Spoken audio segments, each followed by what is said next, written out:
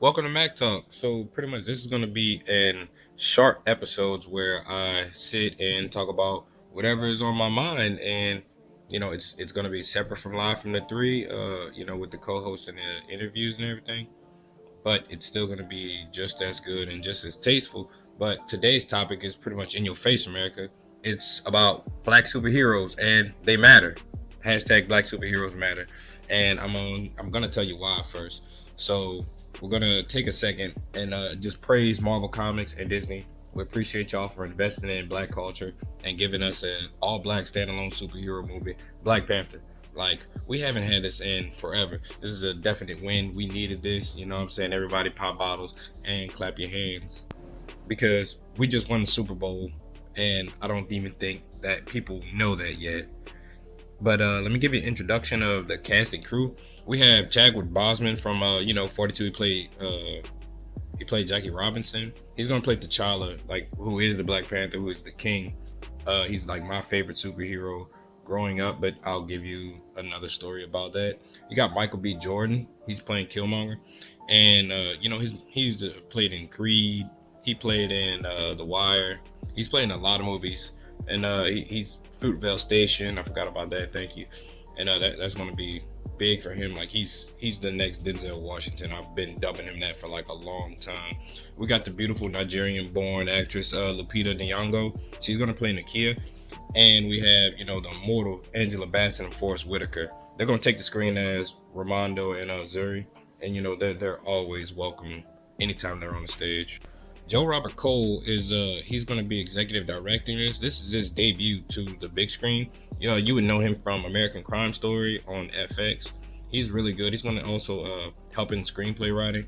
But the lead director and my personal favorite director, next to Spike Lee, F. Gary Gray, and Quentin Tarantino, he's probably like the next biggest star in directing and earned his spot next to his directors.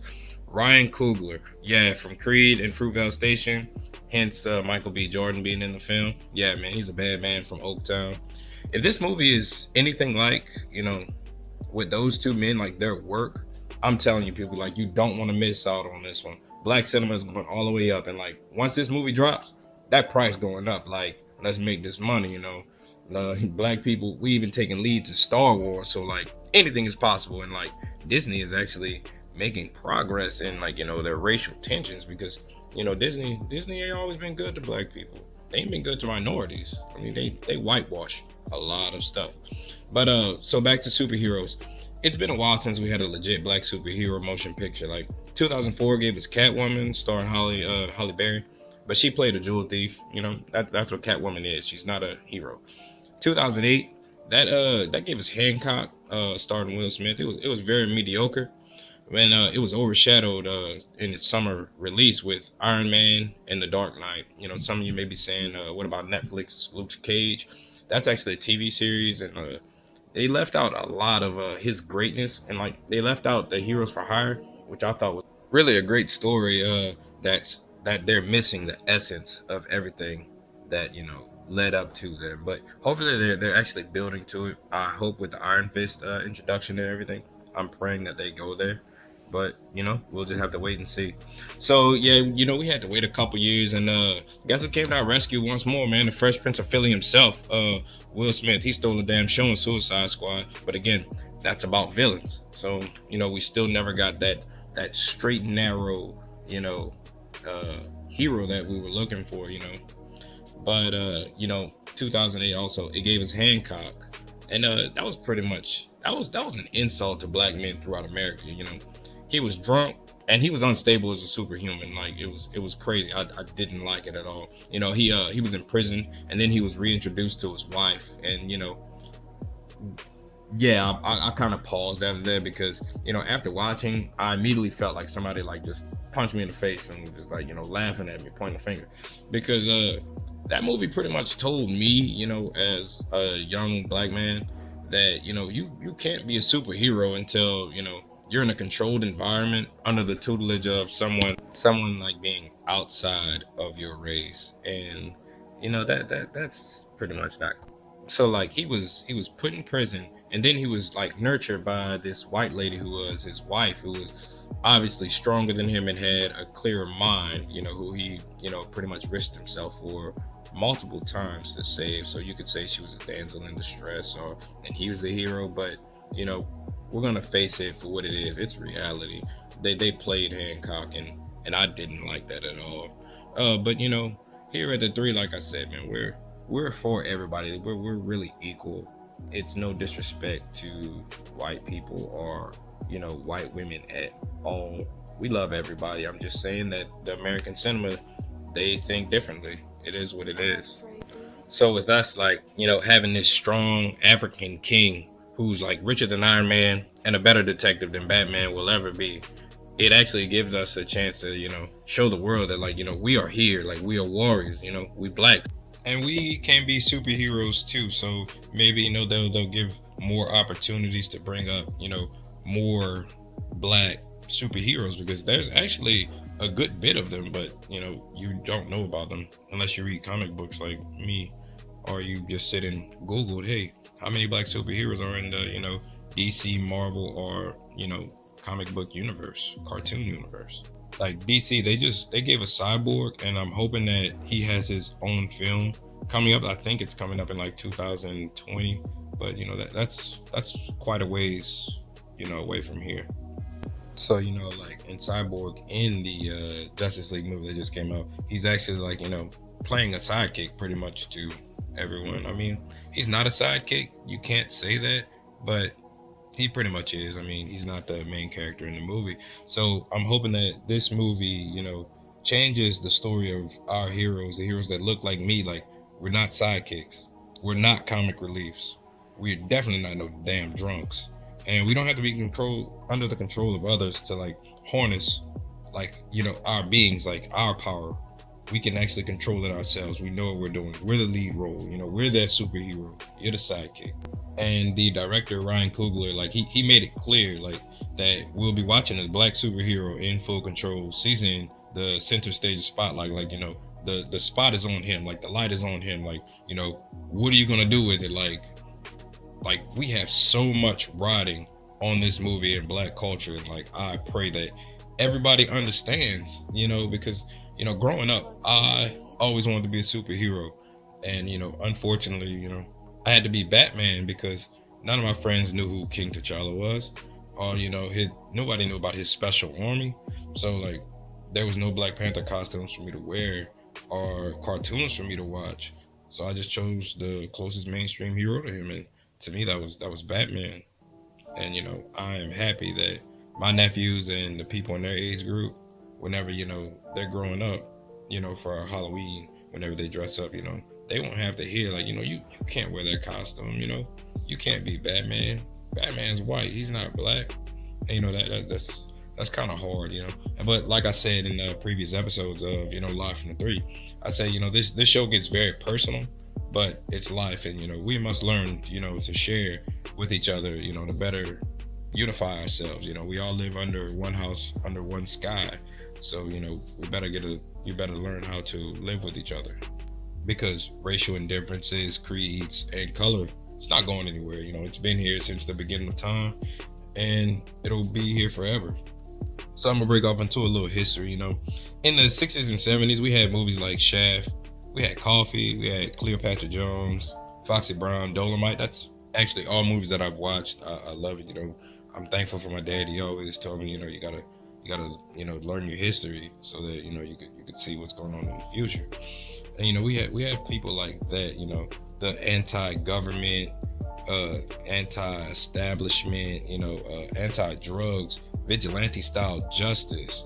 They fought against corruption. And, oh, I forgot Sidney Poitier. He was my favorite as well. Sidney Poitier, anything that he played in was really good. And going into the 80s, 90s, and 2000s, that black mainstream media started to pick up again a little bit. We got Blank Man, we got Meteor Man, which were very, it was kind of, comic-y. It wasn't really like, good superheroes, but it was really good movies.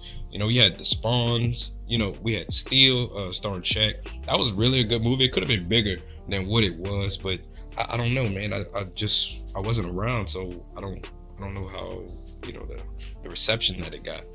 Blade is always a big one. Blade was really big, but it just didn't get the numbers that the studios were looking for. So it started to dwindle down, and like I can't forget cartoons. Static Shock. Static Shock was a real big one. He had a white sidekick, and he took the center stage. He was a big part of Kids WB. Lil Romeo actually did the theme song for that. That was always my favorite growing up.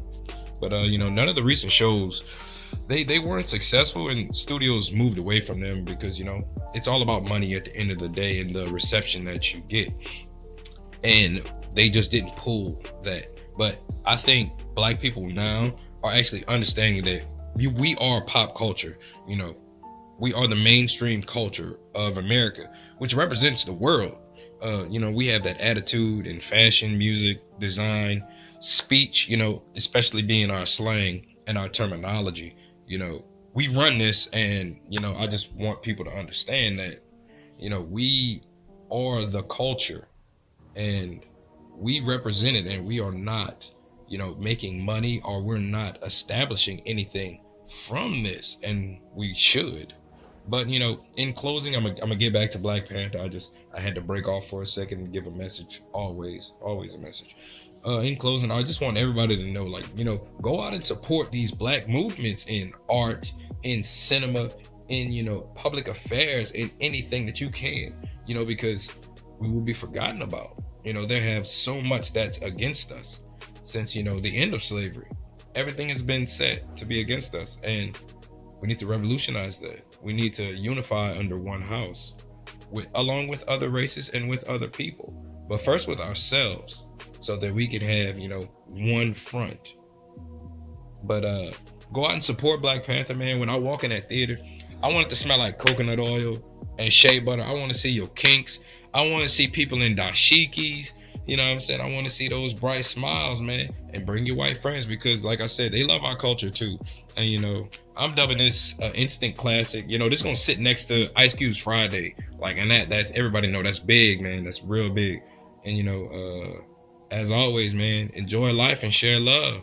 Well, actually, before we leave, I actually want to give a big shout out to New Day Community Outreach, because they have an advanced private screening of Black Panther on Thursday, February 15th at 6:30 p.m. to 10 p.m. The doors will be opening on the Grand 16, the one on Johnson, at 6:30. So you want to be there, head first.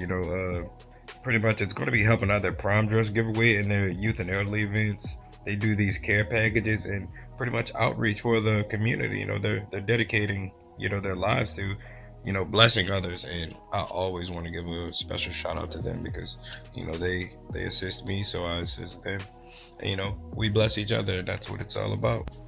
And you can reach them always on their Facebook page, and we want y'all to always like, subscribe, and share our podcast, our web series that we got going on. We're on YouTube, we're on SoundCloud, we're on Stitcher, we're on iTunes, for sure.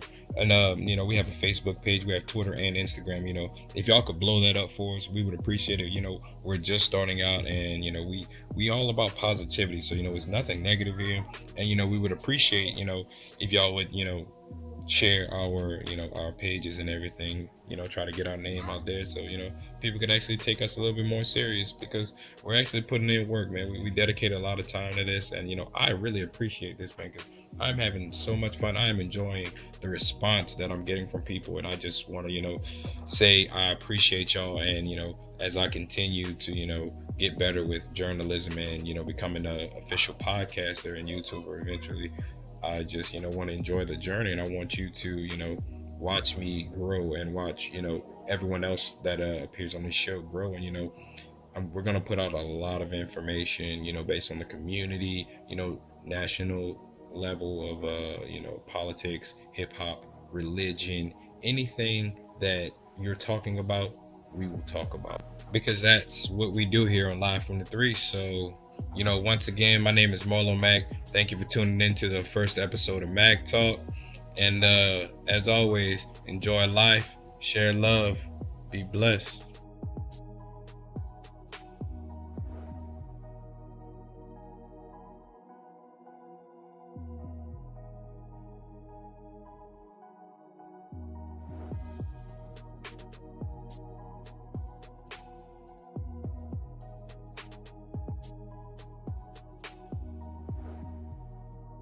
X-ray beats.